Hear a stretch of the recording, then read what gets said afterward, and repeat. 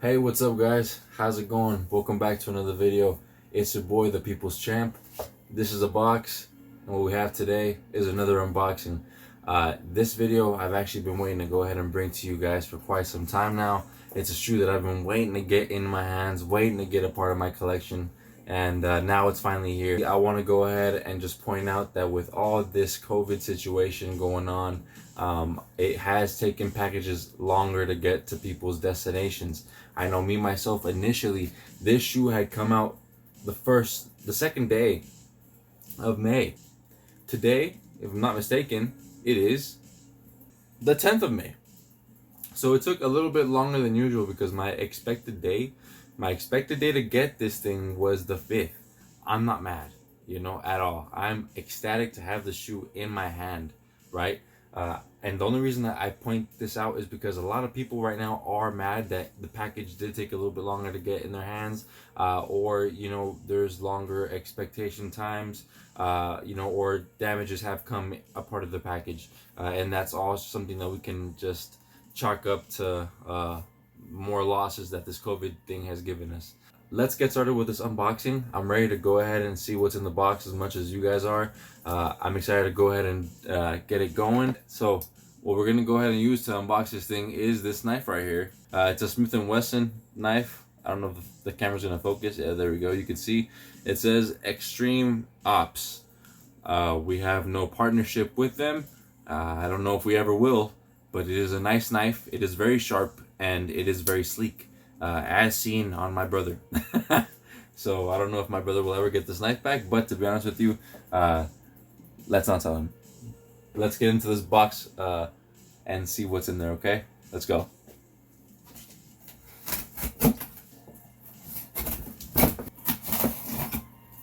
All right, let's put away the deadly tool to the side, right? Before we go ahead and accidentally stab ourselves. Not to say that I did that earlier when I was trying to open this thing, but yeah, I digest. All right, guys, here we have it. The Jordan box is gonna go ahead and be another retro, guys. Obviously, retros are a vibe, guys. I don't know if you guys own any pair of retros. If you guys have thought about getting a pair of retros, I sincerely would say get you one. See what the hype's about, guys. See what the hype's about. This shoe specifically is a shoe that I've seen on a lot of people's feet recently. I've seen on a lot of kids' feet when I was a kid growing up, and I truly wanted to go ahead and have this pair of shoes, and I feel that I've said that a lot, but to be honest, growing up in the area that I grew up in the time that I grew up, sneaker culture was slowly but surely becoming a thing. Little did we know that it'd be the beast that it is now, but to be honest with you, the 90s were a vibe, and I myself am a 90s baby, so I'm just catching that vibe. I think every generation is gonna go ahead and have their iteration or reiteration of what that time era gave them, and they're gonna carry that on as long as they live. So with that being said, this shoe right here, let's look at the box. The shoe, guys, is gonna go ahead and be the new Jordan 5 Fire Red. I know you guys can't see the colors right here that it says. It says True White, Fire Red, and Black. Okay, it is a size 13 for your boy. Big feet, big heat. It does have that cement color blocking right there on the bottom. That Nike Air in that back corner. All right, guys, let's just get into this thing, shall we? Let's prop it up.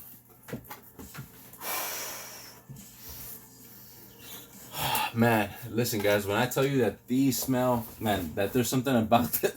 There's something about the smell of just new shoes. It'll drive your boy wild, I'll tell you what. But I'm gonna go ahead and get the shoe out. We're gonna get into this bad boy and make it happen. All right. All right, guys, here we have it, the Jordan 5 Fire Red.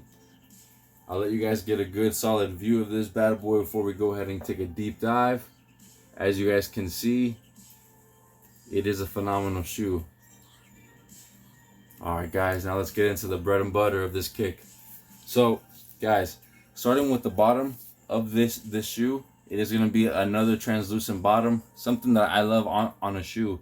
It's something that I'm actually excited to see in person when it comes to the new Christian Dior slash Jordan collaboration that's bound to go ahead and come out sometime this year. Do not know when, obviously, because of this whole COVID situation. So it's for sure done a whole lot of setbacks to a lot of deliveries, like I said, and a lot of release date expectations. So obviously I'm dealing with it, I'm bearing with it. I'm sure that you guys are gonna do the same, obviously, because we ain't got no choice. But for now, we have this shoe OG silhouette. I think it's actually made after the original OG cut. On this shoe, people were complaining or speculating that the materials were gonna be maybe not as good as on the OG pair. But honestly, having it in hand, I'm feeling it, I'm smelling it, you know, and to be honest, I would say not comparable, but unique in its own way. The look is there, but the difference to me, honestly, is you know that expression that beauty is in the eye of the beholder. If you had both pairs, I mean, there's sneakerheads that feel that the yellow is definitely a vintage look that they like to have and they like to see. There's other people that like to keep it as translucent as possible, with minimal oxidation, as they can have on the shoe. So the 90s, like I said, guys, were a vibe. It was definitely full of innovating times. Moving on though, guys, here into the middle part of the shoe, the midsole, we do see that traditional Nike Air Jordan Air unit right there in the middle of the shoe. We are gonna have that fighter jet shark teeth right there that is inspired, if I'm not mistaken, by the World War II, or a World War II fighter jet that did have the shark teeth on it too. You know, I don't know the full details on it, but that's what I was hearing around these streets. The leather on the shoe, that's one thing that I do want to go ahead and talk about, because that's one of the major things that was talked about on this shoe. People were saying that it was going to be cheap material. People were going to say it was going to be too stiff. People were going to say this. People were going to say that. Like I said, in hand, you can feel that it's a super soft leather. You can probably guess that it's going to mold just fine. Honestly, I'm looking forward to seeing how long it'll be until they get creased or what have you, you know. But it'll be interesting to find out with you guys. What we have is the white upper, right? The white mesh material just on the Jordan 4s, the Jordan 5s have truly been just something that I've loved in those shoes and in those silhouettes. Whether this is to be whether it turns yellow through time and oxidation, that's fine with me, to be honest with you. It's just the fact that I can grow with that shoe, you know. As a sneakerhead, you know, if you have a pair of translucent shoes, like for example, the Space Jams, the Concords, some shoe like that on that spectrum, I love it because it gives it more of that vintage look and that OG kind of feel. This mesh, I hope it never goes away. I hope it never goes away. On the back heel, what we have is that OG 90s Nike Air, as you can go ahead and see. Beautiful. And moving on up to the tongue, obviously right here what we have are our laces, the tongue, and what we have is that lace lock. So the lace lock, to some people, it's not the favorite part of the shoe. I myself, it could be that I don't wear or I haven't worn lace locks too often or at all, but I'm a fan of them. I will leave them on. I will rock my shoe with the lace lock. I know that there's a lot of people out there that feel the exact same way, so hey man, let's rock them together. Here, I just want to point out, as you guys can probably not see, but I'm going to try to do my best. Man, this lace lock is so crispy. It's so nice. You guys can probably see that it says Nike. That's why, to be honest, you know, I think we all have our brands, but that's just something that I just appreciate about Nike, is that they always do something subtle to make you appreciate the brand and to, you know, make you really appreciate what they do with the shoe and for the shoe. Continuing on to the tongue. The tongue has a nice 3M material where it is going to be a little bit reflective. A lot of bit reflective, actually, because the tongue is kind of huge on this shoe. So it is going to be a little bit like my hat. So if you guys don't really see, or if you guys want a little bit of a comparison, it's going to be like the 3M material on my hat that does show a little bit of reflectiveness. If you guys can't see so good now, I will have to go ahead and probably do a video and better lighting on feet too. So why not, huh? Stay tuned for that, guys, and I will go ahead and be doing an on-foot review too of this shoe, and also talking about that creasing, because I want to see how easy or how hard it will be to go ahead and crease the shoe, you know, regular use and whatnot. So that's what I'm excited to go ahead and see, and obviously share with you guys, just so that you guys are prepared to go ahead and wear these shoes if and when you have a pair, okay? Because these shoes did sell out, believe it or not. I do want to go ahead and point out to you guys, because I don't think that I seen this feature up until this part right now. So on the tongue, you know what? And I'm gonna have to just stretch this bad boy out. On the tongue, woo! I'm gonna have to show y'all. It does give us the Nike Jordan flip upside down. Air Jordan. So it's upside down when you wear it normal. Huh!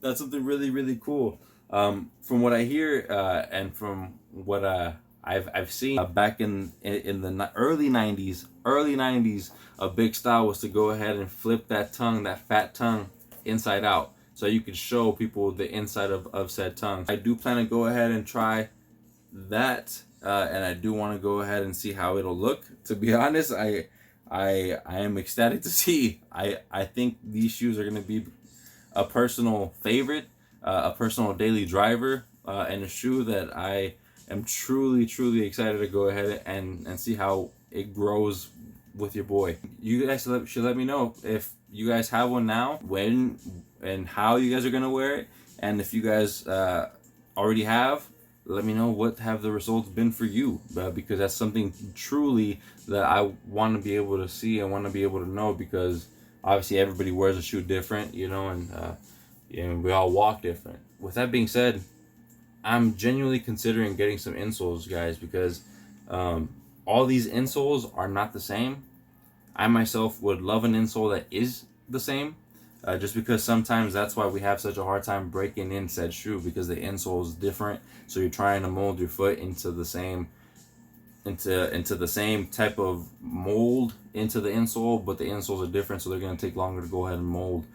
So I'm looking into one. You know, once I go ahead and find a really good one, I'm gonna let you guys know, and hopefully enough you guys can go ahead and see or look into them and see if you guys can have some genuine use for a good insole as well. So obviously, when it comes to wearing these shoes, they are gonna give you more comfort than, say, maybe a generic pair of shoe, but they're not gonna be how can I say?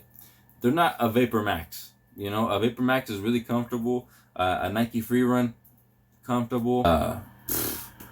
Air Max, comfortable. You know, so those type of things are to me on a different level than these type of retro shoes as far as comfortability. The last thing that I do want to go ahead and point out, just referencing the back heel one more time, is going to go ahead and be the cushion within A, the sock liner, and B, on the outside. It allows you to get and feel a little bit more ankle support within and on your shoe and foot. So it's definitely something that you want to consider, depending if you're going to use these shoes to actually get some performance out of, or to use in your day-to-day life. Guys, if you guys did not know, fun fact, Michael wore this shoe in 1990 when he scored 69 points on the Cavs. Back then, that was not an easy thing to go ahead and do. Michael was just on a different level, was on a different plane, and he made it do what it do, guys. You know, and he's an absolute savage. I think, and you know, R.I.P. Kobe Bryant said it best, right? He said that Michael Jordan, was like a big brother to Kobe Bryant. Without Michael Jordan, Kobe would not have been able to give the city 5 chips, because Michael Jordan was that critical and that implemented into the person and into the mentality that Kobe Bryant had.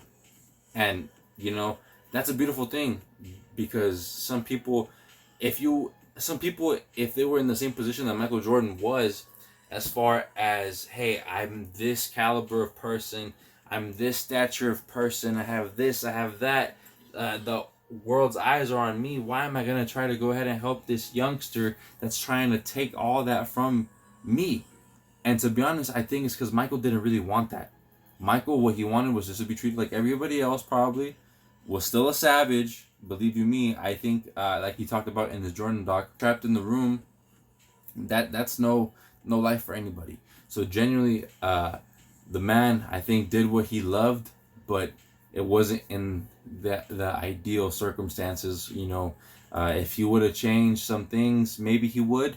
Obviously, I can't speak for the man, but that's definitely something that I'm excited to find out more and more about as this Jordan doc, The Last Dance, continues to go ahead and reveal more insight onto the organization and into Michael Jordan and into that mentality that all the people involved had. So yeah, guys, if you guys are still keeping up with the series, let me know where you guys are at. Let me know what you guys have learned, and let me know what you guys are now feeling about Mike, about the Bulls, maybe about Jordan Brand, about the shoes. If you guys have been in the shoes, let me know what you guys think about the sudden increase of all of these prices on the shoes.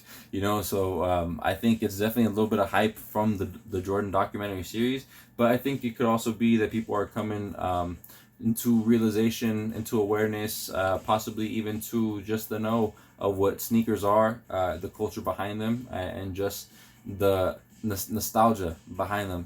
And it's not just about retro sneakers, guys. It's about any kind of sneaker or any kind of object. It could be a Funko Pop, it could be a WWE title, it could go ahead and be a poster, it could be a multitude of things. But if said things is gonna bring you happiness, if it's gonna go ahead and bring you nostalgia, if it's gonna go ahead and bring you some sort of fulfillment, then by all means go in on it. It's life is too short to have you go ahead and be pondering the silly things. Don't let yourself go ahead and be stopped by your mind or by yourself. Believe you me, I've been a victim. It happens to the best of us. That we've all been in a position where sometimes you've stopped yourself from say doing something, taking the leap, or getting things done. But like Nike said, just do it. Okay. So up until then, guys, I really do appreciate you guys staying this far into the video, staying alert on the videos that I drop, with the content that I release, and the progress that we continue to make together. I really do appreciate you guys sincerely.